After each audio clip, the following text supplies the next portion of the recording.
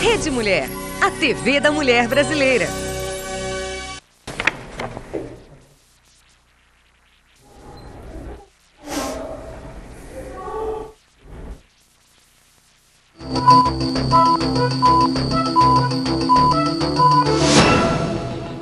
Oi, minha amiga, é o seu programa Saúde Feminina da Rede Mulher de televisão, né?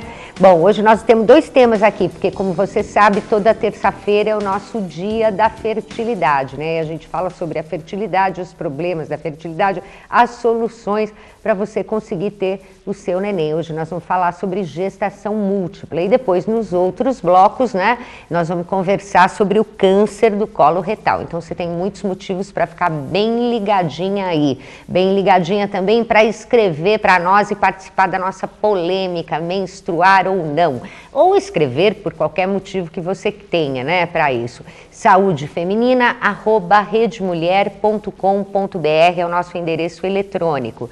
E se você quiser, use o correio. Aí não esquece de pôr no envelope, hein? Programa Saúde Feminina, Rede Mulher, Avenida Miruna 713, o nosso CEP é 040-84-002, aqui em São Paulo, SP, tá bom? Bom, você sabe que eu sempre pego meu livro de efemérides, eu até vou pegar hoje meu livro de efemérides para dizer para você qual é a efeméride de hoje, mas hoje é um dia que será para sempre uma efeméride, né? É um dia que estarreceu todo mundo. Logo de manhã a gente fica sabendo dos atentados que estão acontecendo, espero que tenham parado já, nos Estados Unidos, né? É engraçado pensar que em pleno século XXI as pessoas ainda acreditam na violência, na guerra, né? Na destruição, como forma de resolver o que quer que seja.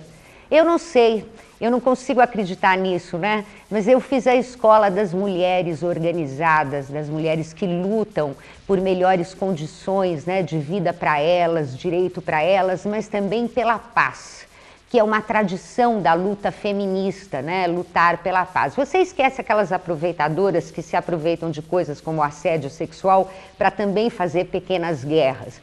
Mas as mulheres, historicamente, lutam pela paz. E nesse momento fica todo mundo na frente da televisão meio estarrecido, eu principalmente, em pensar que tem gente que acredita na guerra. E quanta gente, né, no mundo acredita na guerra. Vamos ver o que o nosso livro de efemérides reservou para hoje. Em 1599 foi executada Beatrice Cenci. Essa mulher era uma nobre italiana e a sua vida serviu de tema para muitos escritores, inclusive Shelley. Lembra? Falei tanto de Mary Shelley, Mary Wollstonecraft aqui para você essa última semana. Tá aqui o Shelley de novo aparecendo na história. A Mary Shelley, você sabe, é a escritora do Frankenstein, né? E mulher do Percy Shelley. O Shelley, ele, não ela, sobre a vida de Beatrice, escreveu a obra O Cenci, em 1819. Beatrice tinha sido extremamente maltratada pelo seu pai e por isso, e outras razões, é claro, juntamente com a sua família, ela tramou o assassinato dele. E eles assassinaram realmente o pai da Beatrice, mas foram descobertos e o seu julgamento teve uma publicidade descomunal para a época. Terminou com a execução dos assassinos. Assim, Beatrice Cenci, que nascera em 6 de fevereiro de 1577, foi executada com apenas 22 anos de idade em 11 de setembro de 1599 e passou para a história. É isso aí. Você quer ler meu livro? São histórias de mulheres, os melhores contos que eu escrevi nos últimos 20 anos, todos reunidos aqui para você. Você sabe que se você ligar na hora do programa, porque você só compra pelo telefone, você ganha um belo desconto.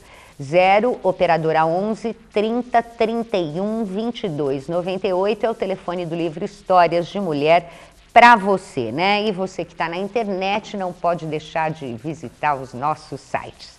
www.redemulher.com.br é o endereço do site da Rede Mulher, que muda todos os dias, tem toda a nossa programação e tudo que você quer e precisa saber sobre a nossa rede de televisão. Eu já falei, vou falar de novo, tem aquele mapa de cobertura, vai lá conferir para ver em quantos lugares nós estamos presentes e o quanto nós aparecemos por aí pelo Brasil afora para você, né? Para fazer companhia para a mulher inteligente, a mulher brasileira. Bom, tem o meu site também, Isabel com S, Vasconcelos com 2 Ls.com.br, é o endereço do meu site que muda uma vez por semana, mas agora está mudando todo dia. Todo dia está mudando para você por causa da polêmica. Acabou de voar uma fita crepe aqui no estúdio. Não espanta não, minha amiga, por isso o barulho, viu?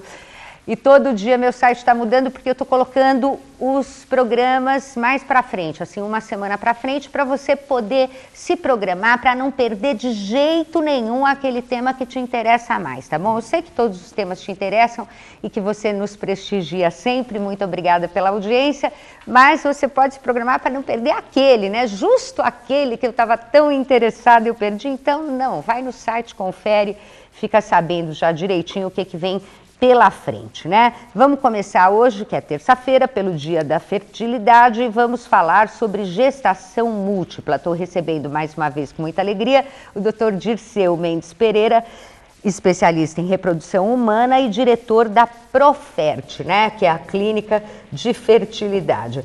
Bom, doutor, tem muito gêmeo nascendo por aí. A culpa é sempre da reprodução assistida? Olha, sem dúvida a reprodução assistida tem contribuído muito para isso, Isabel. Se você tem ideia, em 1973 havia uma incidência de gemelar, gestação dupla, uma para cada 55 gestações. E tripla, uma para cada 3.232 gestações. Nossa! Em 1990, a incidência de gestação dupla foi de 1 para 43 gestações e a tripla de 1 para 1.341 gestações. Nossa senhora, e a tripla que aumentou mais ainda que aumentou muito, que a dupla. Exatamente. E a gestação mais conflituosa é a tripla, porque é a gestação que o casal fica em conflito, o médico também, não sabe muito o que fazer, porque a dupla geralmente vai bem com um bom berçário, né?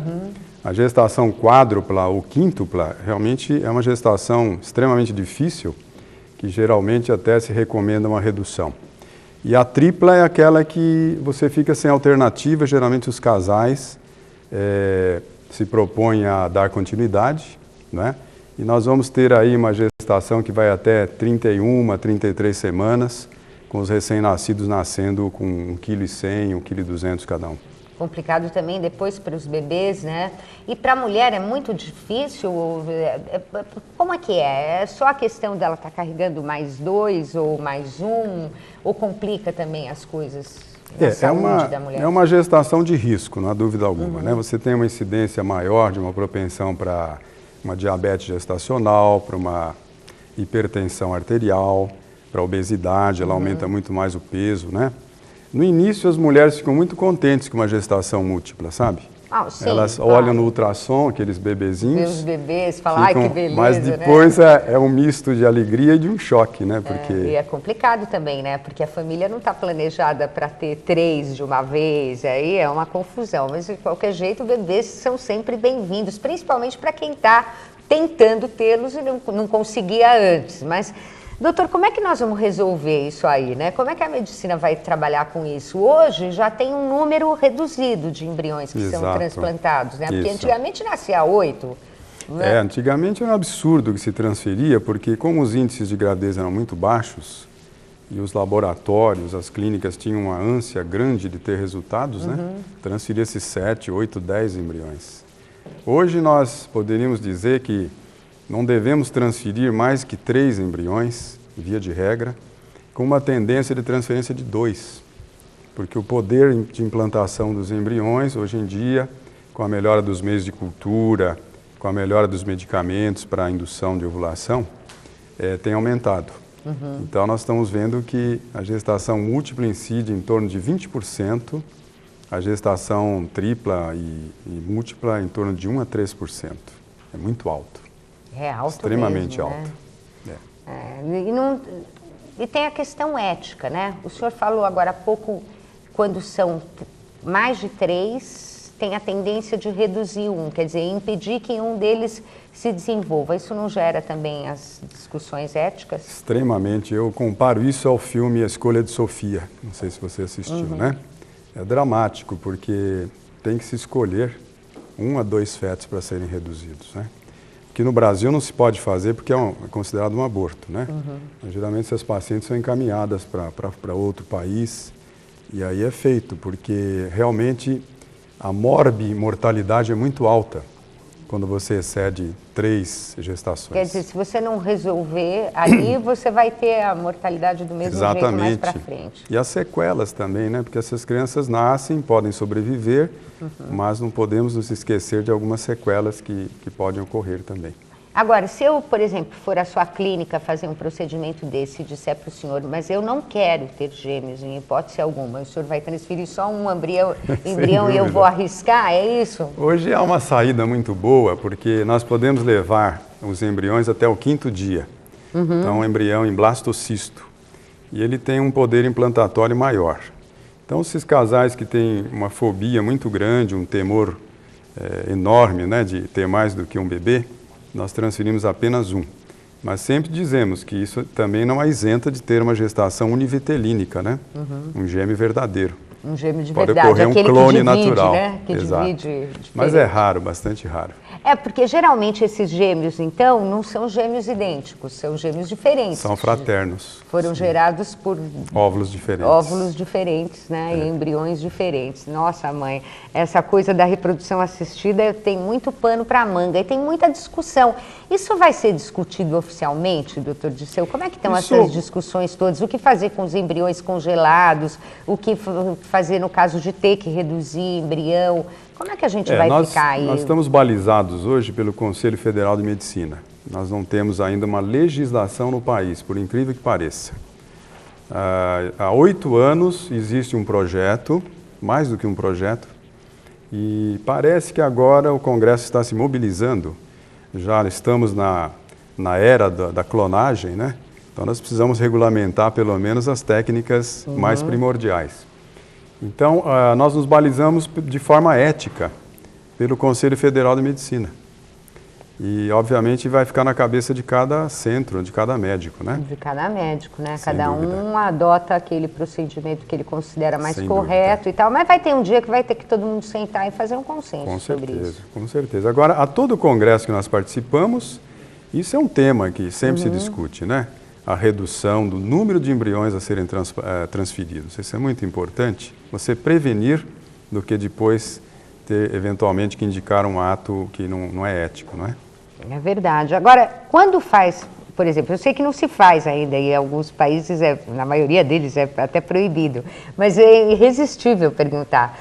Quando faz a clonagem, quando se fizesse uma clonagem do ser humano, o processo depois é igual? O processo é igual depois da gestação, tudo assim? Se pega o clone, como é que ele é feito? Como é que ele vai parar dentro? Um dos grandes problemas hoje da clonagem, e que é inclusive motivo de grandes controvérsias, o próprio Ian Wilmut, que criou a Dolly, eles tiveram um êxito em 277 tentativas. Nossa! E eles têm visto muitas aberrações nessas criaturas que são oriundas de clonagem, inclusive com sérios riscos para a mãe substituta, entendeu? Então eu acho que ainda nós estamos engatinhando a uma longa travessia a se fazer ainda em relação à clonagem. Quem estiver tentando, está tentando de maluco, né, doutor? De maluco. É verdade que a Dolly envelheceu muito rápido também? Ela envelheceu porque existe o que se chama telômero, né? Que fica na pontinha do cromossomo. E ela já nasceu com a idade que tinha a mãe, né? Então ela já nasceu velha. Ela já nasceu velha. Já nasceu velha. E é importante também salientar a ação do meio ambiente, porque jamais 2 clones poderão ser iguais, né? O meio ambiente vai moldar o indivíduo. Não é verdade? Podem ser criaturas completamente diferentes. Porque existe essa fantasia na cabeça das pessoas. Eu vou repetir o meu pai, que eu amava. Né? Eu vou repetir alguém ou um líder, não vai ser nada disso, né? Se for, né? Exato. Se for. Tá bom, então, eu quero agradecer muito a presença do Dr. Dirceu Mendes Pereira. Quero lembrar você que você tem que visitar o site do doutor também. Na próxima semana eu vou trazer ele aqui para você, vou mostrar o site. www.proferte, com temudo no fim, tá? Proferte.com.br. Para você que reclamou que não dá tempo de fazer pergunta para o Dr. Dirceu pelo telefone, você pode fazer sim. Você usa a nossa central de atendimento, faz sua pergunta, deixa um telefone de contato que a gente vai respondendo e podemos responder na outra semana também a sua questão, tá certo? Tá bom? Dr. Dirceu, muito obrigada mais uma vez pela sua presença. E para você, você já sabe, né? A gente vai, aquele intervalinho, mas nós voltamos já já aqui pela sua Rede Mulher, a TV da Mulher Brasileira. Até já.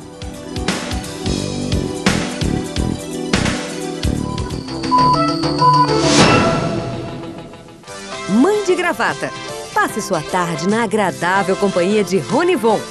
Mais de 3 horas ao vivo, com muita informação e entretenimento. Tem receitas deliciosas com as melhores culinaristas do Brasil. Verdadeiras oficinas de arte para você soltar a criatividade. As tendências e novidades das passarelas de todo o mundo. Os assuntos mais comentados da semana. Especialistas de plantão para tirar todas as suas dúvidas. E tem a Concheta, soltando o verbo pra valer. Mãe de Gravata. Hoje, 1h30 da tarde. Você é uma mulher diferente das outras, não é? Só que tem um marido que não ajuda a lavar roupa. Sabia? Igualzinho a todos. Bom, opção 1, separar. Não. Opção 2, usar Ariel.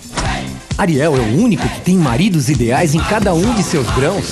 Eles têm o poder do sabão em barra e do alvejante seguro e fazem o serviço pesado para você não precisar esfregar para tirar manchas. Suas roupas ficam muito mais limpas e você ainda tem tempo para fazer coisas assim mais agradáveis.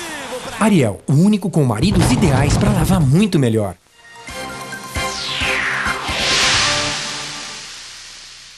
Olha, inesquecível para mim foi o desempenho dos atletas paralímpicos em Sydney. Agora o esporte brasileiro vai ultrapassar novas barreiras. Está aí o esporte na escola. Uma sacada para estimular os esportes, além de combater a evasão escolar, as drogas e a marginalidade infantil. Esporte na escola. Os resultados vão chegar rapidinho. Esporte na escola. Ponto para o Brasil. De segunda a sexta, a Rede Mulher leva até você o melhor do cinema.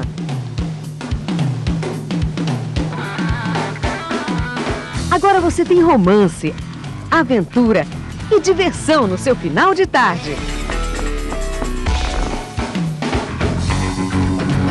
De segunda a sexta, sempre às 4h30 da tarde, aqui na Rede Mulher.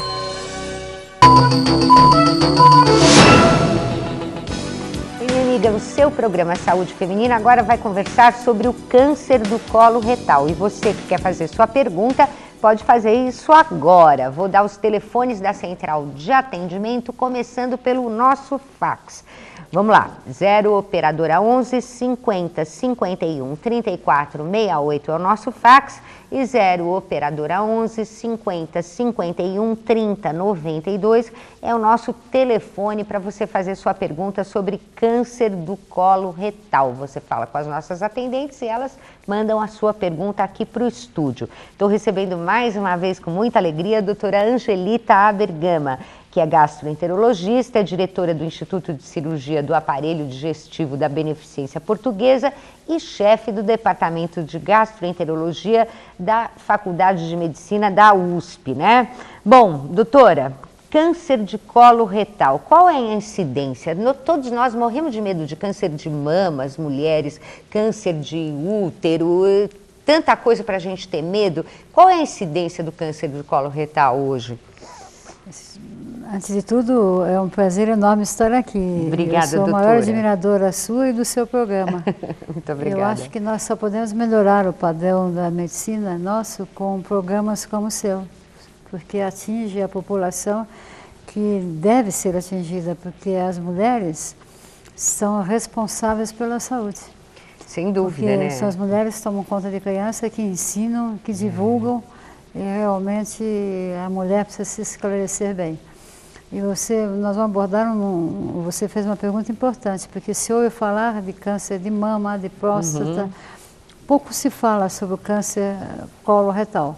Câncer é o câncer do cólon e do reto, que são porções do intestino. É um câncer muito frequente. Eu diria para você que, a partir da década de 70, aumentou muito. Na região sudeste do Brasil, hoje, a estimativa é que ocupa em incidência o segundo lugar dentro dos cânceres. Doutora. É muito comum, não se fala nada a respeito. Se ouve falar muitíssimo menos do câncer do colo retal do que o resto. Ele ocupa o segundo lugar? O segundo na região sudeste do Brasil. Na região sudeste. E em relação à totalidade do Brasil, ele é o 5º colocado. Mas no Sudeste é o 2º colocado em frequência. Segue-se apenas ao câncer de mama. Por que será? Por causa do desenvolvimento? Tem alguma coisa a ver com o hábito? O que será que... Na realidade, o câncer coloretal é um câncer bastante interessante, porque 15 a 20% deles têm uma origem hereditária, genética. Porém, 80% é desencadeado por fatores ambientais já reconhecidos. E dentro desses fatores ambientais, nós diríamos o próprio tipo de vida. É vida sedentária, cigarro, álcool, dieta. Dieta? A dieta precisa ser saudável. Então, realmente, a dieta é extremamente importante, não só para o câncer do intestino, porém, em geral. Para diminuir a incidência de câncer de intestino, nós devemos ter uma alimentação rica em frutas, verduras, pobre em gorduras e, sobretudo, Isabel, não incluir aditivos, conservantes. Os conservantes são necessários, nós não podemos impedir hoje que os alimentos não tenham conservantes. Sim, claro. Progresso, é claro. Seria quase impossível distribuir esses alimentos. Mas nós podemos, com o apoio das indústrias, e nós estamos em campanhas para isso, que sejam colocados menor teor de aditivos e, sobretudo, menor teor de pigmentos, esses corantes. Os corantes. Veja, Isabel, eu quando me formei, eu sou cirurgiã. Nós operávamos câncer de intestino grosso apenas em pessoas idosas, acima de 70 anos. Hoje, boa parte dos doentes que nós estamos operando tem menos que 50 anos. E uma boa quantidade tem 30, 35, 40 anos. Então, sem dúvida, esses fatores ambientais contribuíram muitíssimo para isso. Muitíssimo. Então, você verifica a criança, o que criança come hoje? Eu costumo dizer, isso parece uma bobagem, mas tem uma penetração enorme com as mães. Você já viu o que criança come em festas? Todo doce é colorido. Até o algodão que se come hoje é verde, vermelho. Então é um apelo para que as indústrias, o comércio, os bufês não coloquem corantes para tornar a alimentação mais agradável. Deve colocar pigmentos naturais, beterraba, tomate, urutum, tem um pigmento no norte, no nordeste que colore tudo. Então, porque o corante é anilina. A anilina, dentro do intestino grosso, ajuda a trabalhar substâncias que já são promotoras do câncer. Mas os aditivos, os corantes, facilitam a produção de substâncias carcinogenéticas que, em contato com a parede do intestino, favorece o câncer naquela população que já tem uma certa predisposição. Então, é a predisposição ao câncer. E os fatores ambientais, dieta, são realmente cigarro. Cigarro realmente é um problema de saúde pública, porque por mais que se combata o cigarro, a população fuma muito. E nós sabemos que os jovens, né? Os jovens estão fumando muito. E fumam muito, e não é só câncer de pulmão, como se acredita. O câncer da parede digestiva, o câncer de canal anal, o câncer de reto, o câncer de bexiga, é tudo influenciado pelo cigarro. Pelo cigarro. Então, nós temos que... E quando você me perguntou que eu poderia falar, eu estou sempre insistindo em falar em câncer, porque através da Sociedade Brasileira, da nossa especialidade, que é coloproctologia, e isso com o apoio do Colégio Brasileiro de Cirurgiões, do Colégio Brasileiro de Cirurgia Digestiva, Sociedade de Cancerologia, nós vamos iniciar este ano, e nós contamos com o seu apoio. Mas, claro, pode contar com ele, mesmo Claro. antes de dizer o que a senhora está iniciando. Nós já vamos começar, já falamos com o ministro José Serra, e nós teremos um dia para uma alerta, para nós iniciarmos não uma campanha de prevenção. É difícil fazer prevenção num país tão grande como o Brasil, tão pouco rico, mas fazer uma campanha de esclarecimento médico e populacional sobre este câncer que você bem mencionou, você nem sabia, você tão esclarecida, que era tão frequente. É muito frequente, e que é o número responsável assusta. por um número enorme de mortes. E eu ainda te diria que é um câncer curável e evitável. Isso é raro entre câncer. Quando nós falamos em câncer, falar em câncer curável, você sabe qual é o índice de cura para um câncer coloretal detectado no início? 90 e tantos %. Ah, pelo menos uma boa notícia, hein, minha amiga? Curável. Pode curar Curável. 90% se detectar no início. Claro, E mais avançado também. e cura mais ainda. avançado, 40%, e se for muito avançado, 20% ou mesmo incurável. E você sabe, boa parte da população que nós continuamos operando, nós operamos o câncer de intestino, que já propagou para outros órgãos, e nessa situação, com frequência, ele é incurável. Sim, porque aí ele se espalhou para outros órgãos. E não é uma tristeza? É uma tristeza.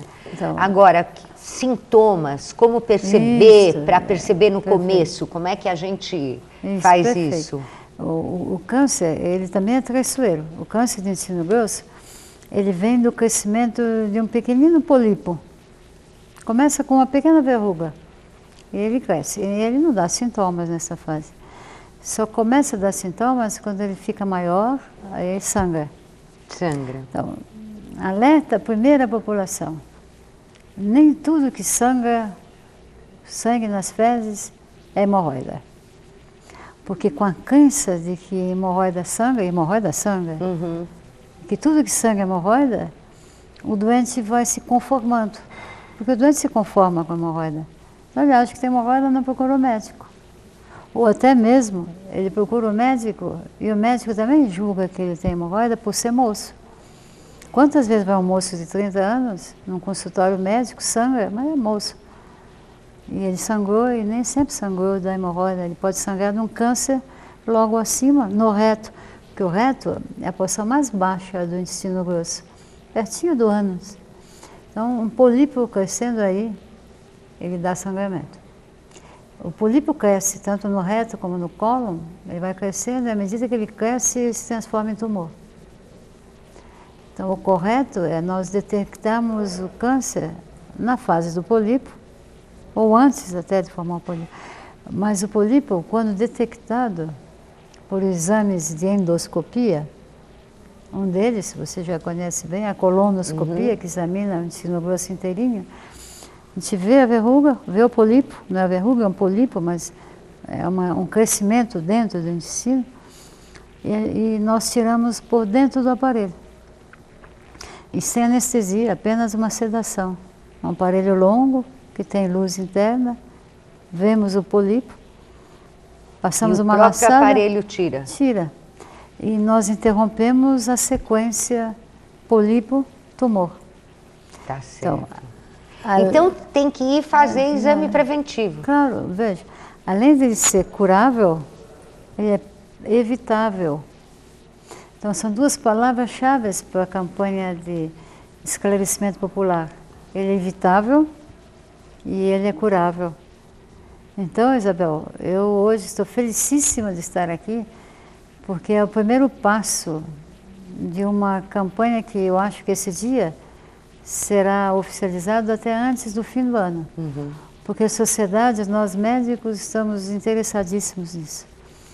E com isso a gente dá vida, porque é bom para o médico operar um doente, que quando acaba uma cirurgia ou retira um pólipo, a gente sabe que ele está curado. Isso deve ser muito bom mesmo, a função do médico, é a realização dele, claro, né? O doente não sabe a tristeza. Agora, lutar contra um câncer avançado que... É triste. Você não sabe a tristeza que tem um cirurgião quando abre, a gente torce tanto pelo doente, para que seja assim, limitado no intestino.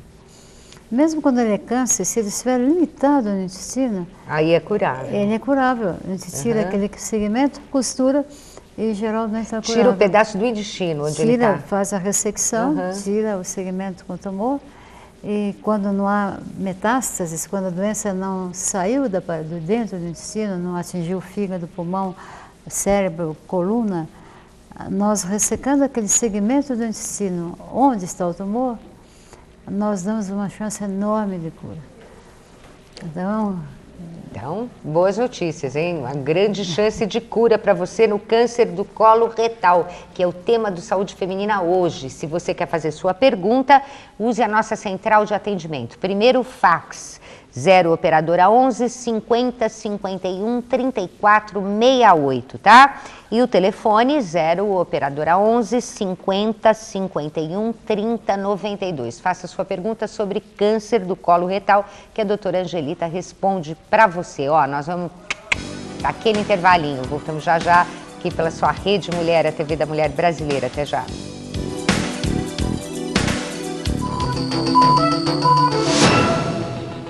Presença no debate da Rede Gazeta. 17. Verdadeiro doutor em delícias, um fantástico mago da cozinha, um detetive da culinária desvendando os segredos do sabor, as receitas mais gostosas, temperadas com bom humor e muita descontração. Alan Vila é o Mestre Cuca, hoje, 7h15 da noite. Mestre Cuca. Oferecimento GE, porque geladeira se escreve com 2 letras. Presunto Perdigão, o presunto da marca mais gostosa. E Teflon, receita de saúde. Presidente Lula não... Atenção, esta informação é muito importante para você que tem problemas de varizes e microvarizes. A Plástica Laser está com um revolucionário sistema de tratamento a laser com equipamentos de última geração e profissionais altamente qualificados. Não sofra mais. Ligue agora para a Clínica Plástica Laser 50839530 e marque uma avaliação. Plástica Laser, vasinhos nunca mais. Clínica Plástica Laser 50839530.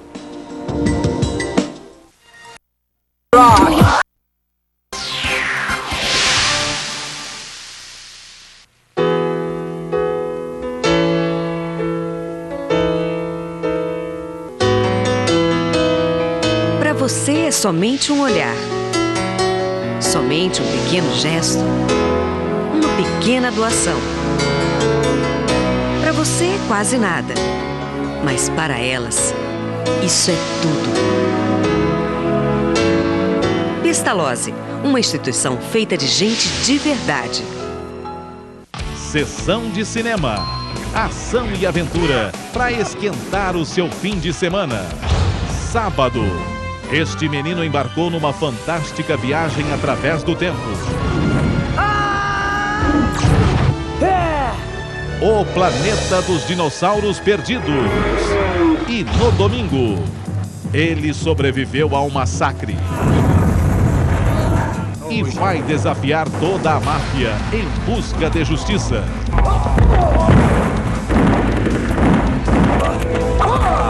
O Último Vingador. Neste fim de semana tem ação e aventura. 13h, na Sessão de Cinema.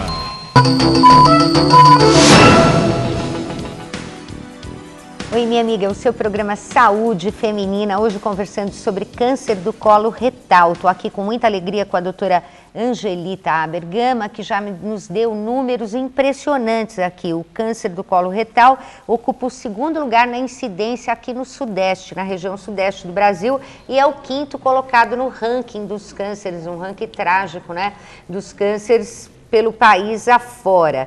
15 a 20% tem uma tendência genética e 80% é influenciado por fatores ambientais. A doutora estava falando muito bem aqui para você, para tomar muito cuidado com a alimentação. E nessa hora, viu, Carlinha, é que eu fico cada dia mais apaixonada pelo programa Cozinha Light aqui da Rede Mulher, da nossa Cíntia Maggi, que nos ensina a cozinhar, a comer com, né, uma comida saudável e gostosa. A doutora estava falando também do perigo dos corantes, né, doutora? Que as comidas ficam lindas, principalmente as das crianças, né? Mas o corante, ó, não tem nada a ver. Cigarro também não tem nada a ver, muito perigoso. E você tem que ficar atenta aos sintomas. A doutora estava falando para nós aqui no outro bloco que um dos sintomas é o sangramento, né? Que nem sempre é hemorroida, é atribuído a hemorroida. E depois, doutora, o que mais tem de sintoma no câncer do colo retal? O intestino grosso tem as partes, o cólon direito, quem tem um tumor no seco, que é o cólon direito, o primeiro sintoma é anemia.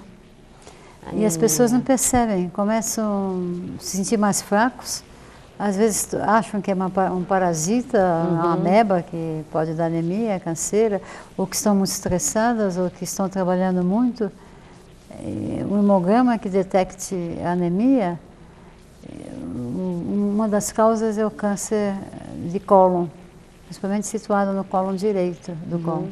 Além disso, um outro sintoma importante é uma mudança no ritmo da evacuação. Pessoas que evacuavam bem passam a ficar mais ressecadas, ou passam a ter diarreia, ou quem tinha diarreia passa a evacuar menos.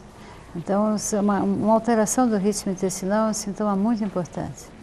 Que é um sintoma fácil de detectar pelo leigo também, né? E fraqueza, anemia, certo emagrecimento, mal-estar, são todos sintomas do câncer do intestino grosso. Então, são sintomas que devem alertar o médico e o doente sobre a ocorrência desse câncer, que é muito comum, não só em velho.